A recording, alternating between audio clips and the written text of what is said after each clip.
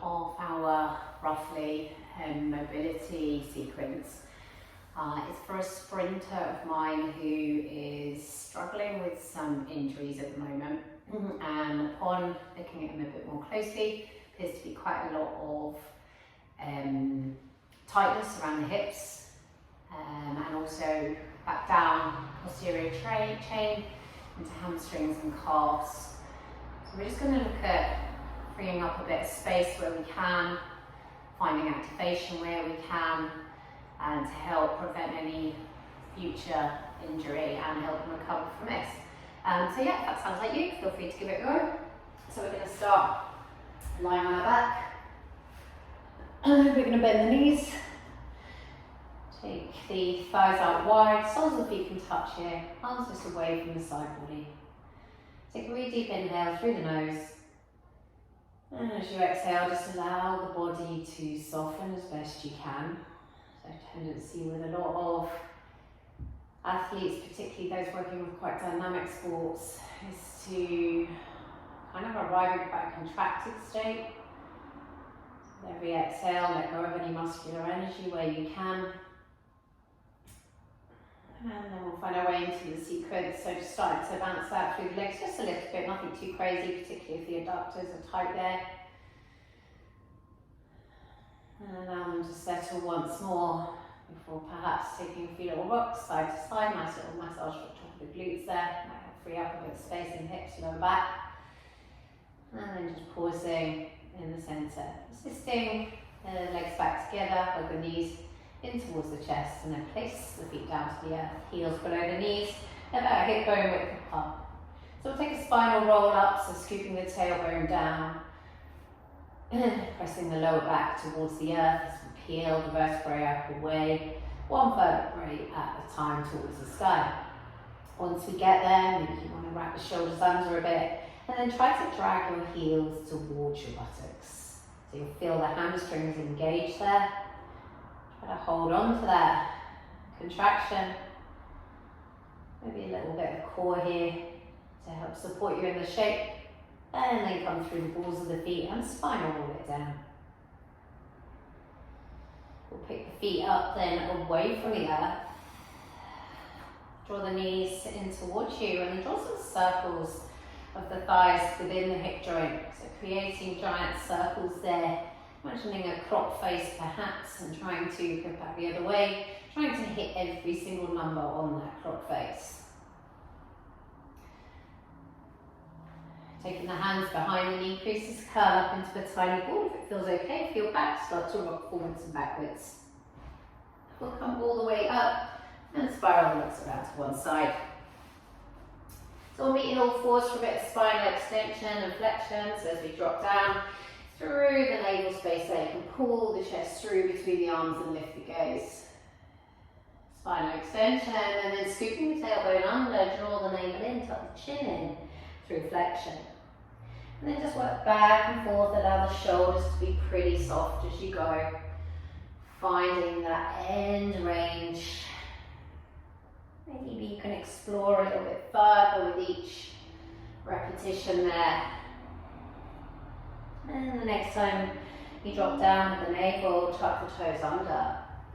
Pull your hips back towards your heels. Try to keep the tip of the tailbone lifting skywards as you pick your knees up away from the earth and carry your chest through towards the thighs. You can let the head hang neutrally on the neckline here. Keep kicking the tailbone up. And be mindful of that as you start to reach out through the heels. So just tuning in with what the calves, hamstrings, particularly hamstring glute attachment may be saying to you here.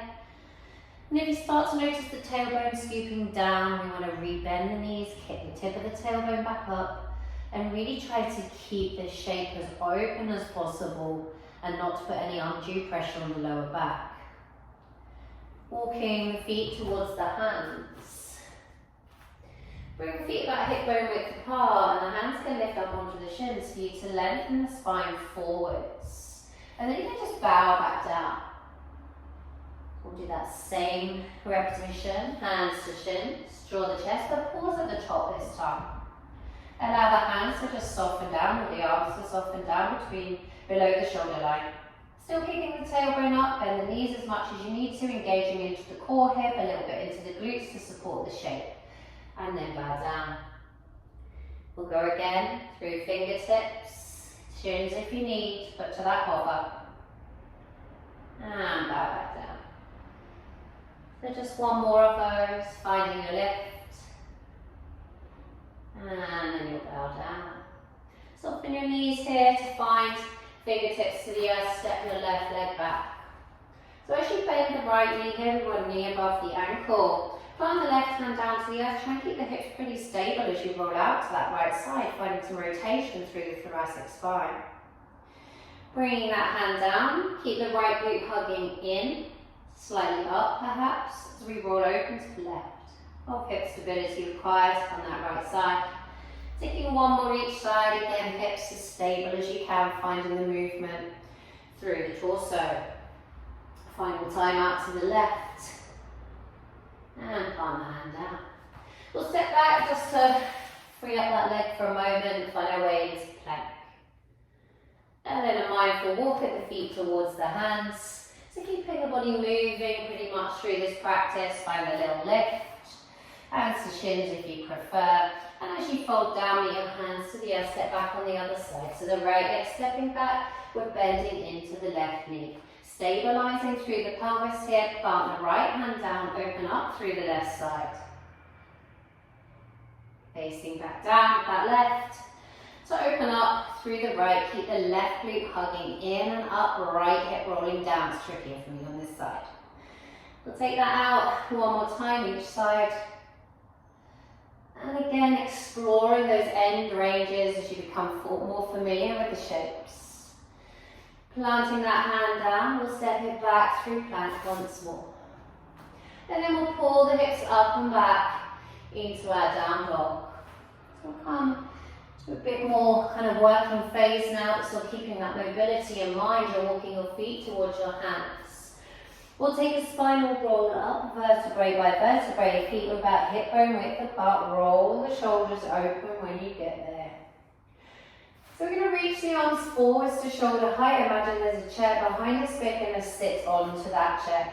So we've already talked about using the hips for stabilization. We're going to balance on the right side and pick the left foot up away from the earth. As you do that, hug the left heel in towards the left buttock. We're going to bring prayer hands together and meet them at the chest there. You can take a subtle hinge forwards as you pull the right glute slightly back. Oh, we're on a squidgy mat. And then rising back up again. A little subtle hinge forwards and a rise. Don't normally do this on a squishy mat, very tricky. Subtle hinge, hugging in on that right side, sliding your left leg back. So your right leg might work towards straight here. Left leg is active. Start to bend your right knee, touch your foot down. Carry your arms up high. Just straighten the front leg for a moment and rebend. We'll take one more of those as we straighten the leg and rebend. We're going to reach forwards. Bring the hands to the floor. You're going to step the back leg in a small amount. Take the foot out slightly wider and walk your hands back up to your front shin. Elongate the spine, so we've got quite a big stretch through hamstring on this side. Keep the right hip hugging back. Sometimes a thumb in that hip joint might be helpful. As you fold down, you can keep your hands to your shin, or you can release your hands down towards the earth now. Keep hugging the right hip back.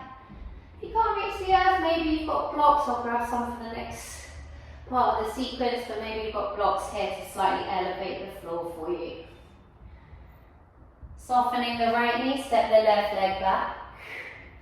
Plant the hands down. Again, we'll just step back to open up into the hips there, just pedaling out through the feet. So you're in a down dog, just pedaling out. You can walk your feet towards your hands.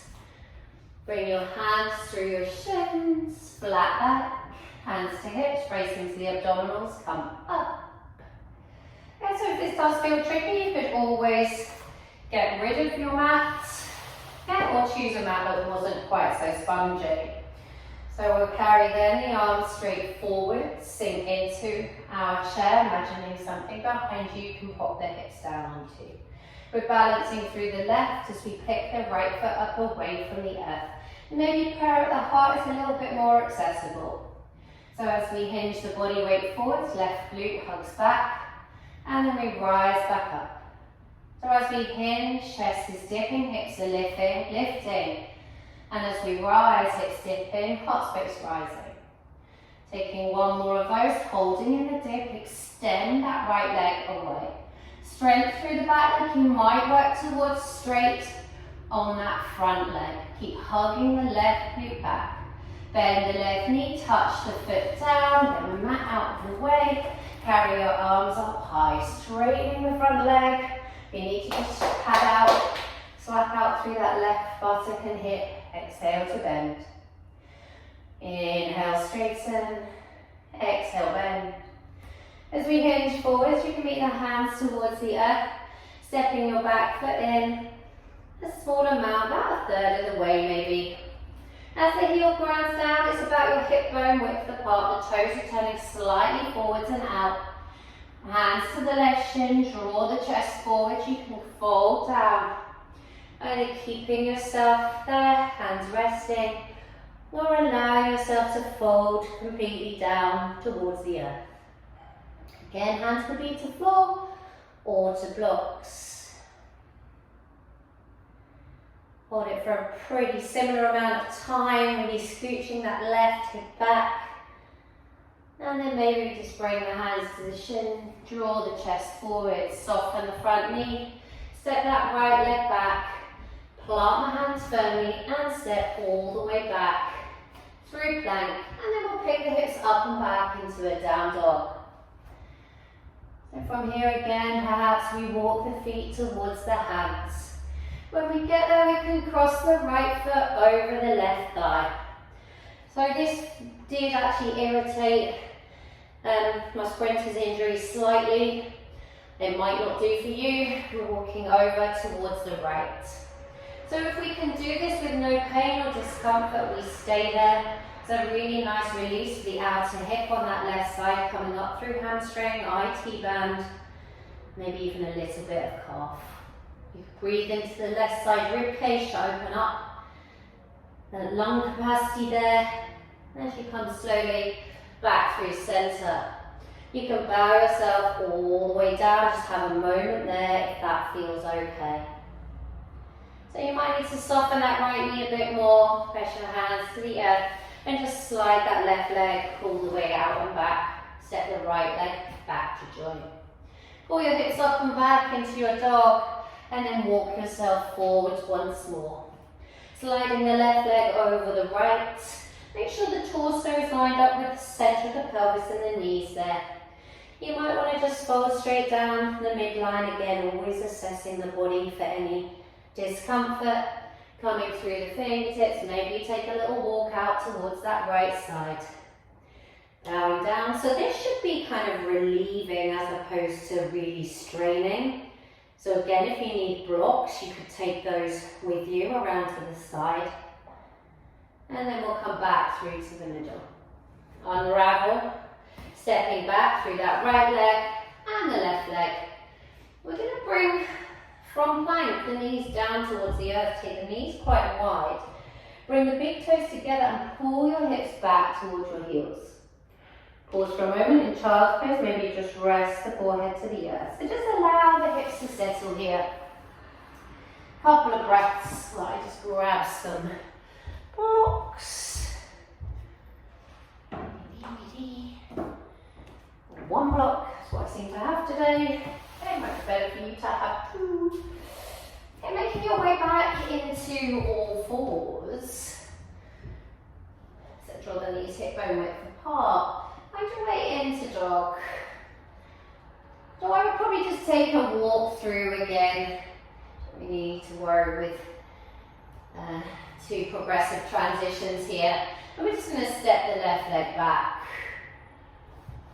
So this is where you might need your block or blocks in front of you. We're going to pick up the back leg.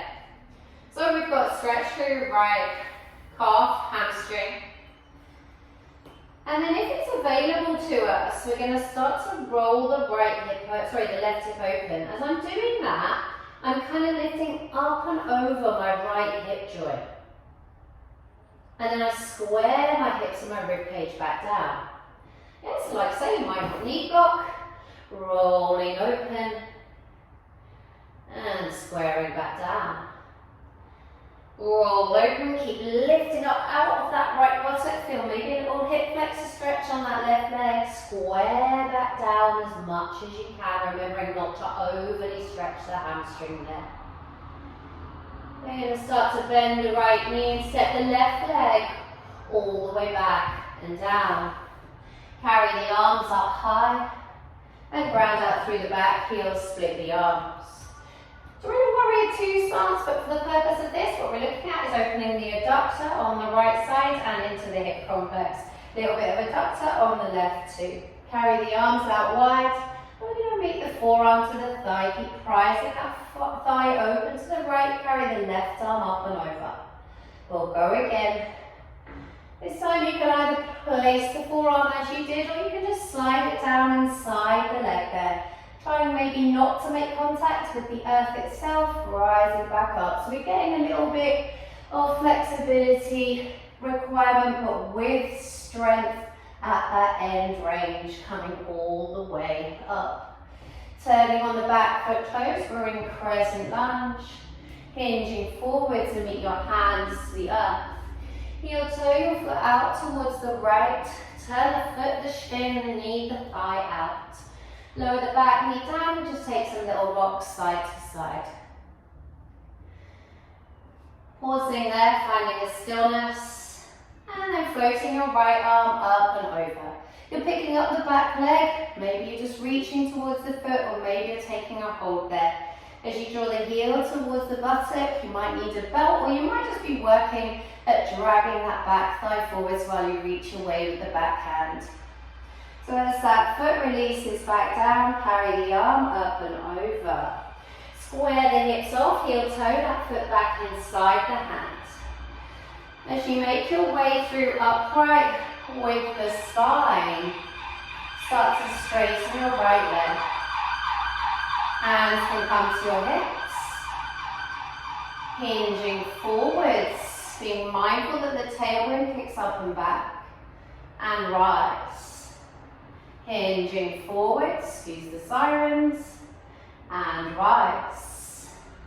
You want to make this a bit harder, hands can be to the back of the skull, but still not compromising the spinal alignment. Come all the way up. Bending into that knee, releasing the hands down, plant the hands, tuck the toes, lift the knee, and step forwards. Lift the heart, so the chest here, and bow down. We'll step the right leg back, have those blocks handy if you feel you need them. The hands are going to come forwards as you lift up out of the back leg for L shape. From here, so hips are square, we might start to roll that right hip open. You might look under the right armpit, scoop the left butt cheek in and up. Square the hips back off. Rolling open and square back down.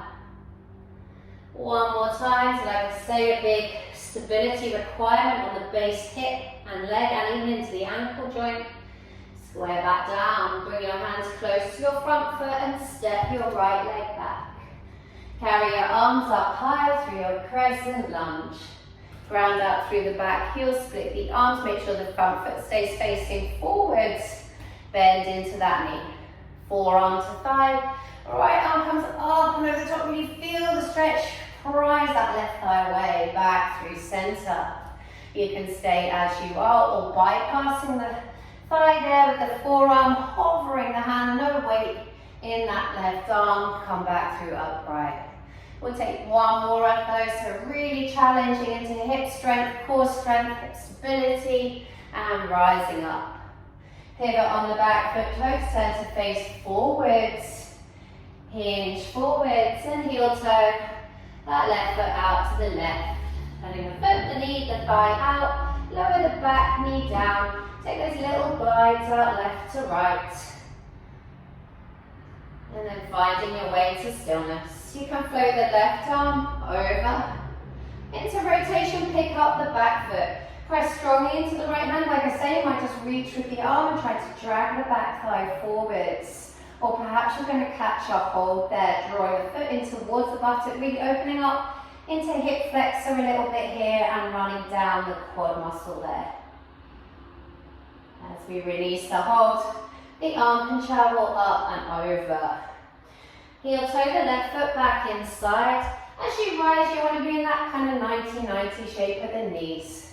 So maybe hands to hips is a little bit easier to start this shape. Slide the left heel forwards and rise the toes to the sky. Hinging forwards, keep length in the spine and rise. Hinging forwards and rise. If you want a little bit more challenge, hands to the back of the skull.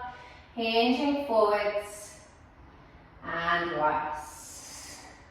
Reaching with the arms, slide the heel back, slightly meet the hands to the earth, step yourself back into a down dog. Just release through the hips as you pedal out through the feet.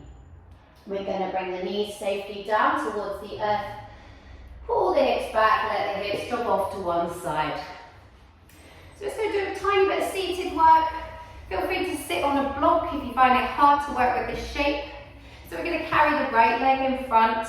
Imagine it's parallel, you might get my mat, to the top edge of your mat here.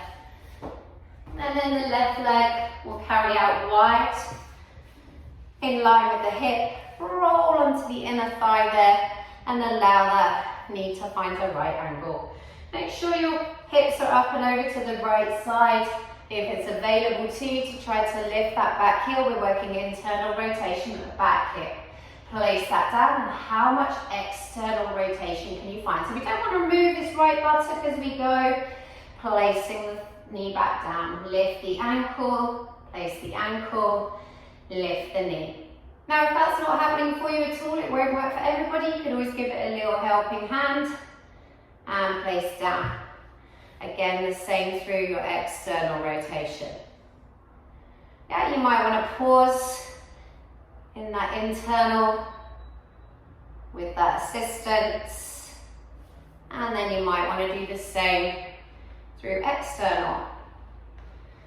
So we'll swing it around to the other side. So we've got the left leg in front, we've got the right leg out wide, we're rolling onto the inner thigh there. Right angle at both knees, roughly edge your hips left. This is quite a bit harder for me, picking up that inner ankle. Internal rotation at the hip, and then picking up the thigh, the knee.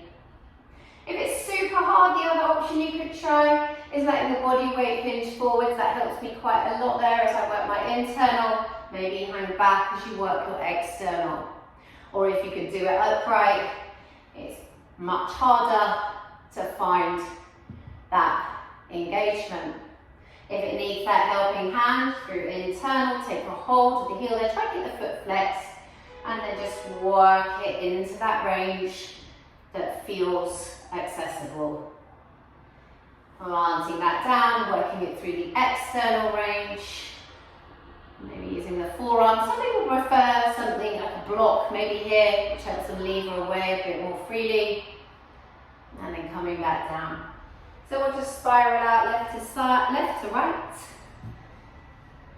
So I'm hoping that's pretty much half an hour. We're going to bring the feet together a fair distance from the body, edge the hips back, and we're just going to allow ourselves to drop down. So if that means rounding the spine, doesn't really matter to me. Just let everything go. If it feels too strong there, you could always take that block and have it as a little kind of resting platform for the head. And just settle down. So it's really, I know it's not the easiest thing in the world, but it really will help to improve your mobility, your flexibility, and that end range strength. So yeah, here it goes.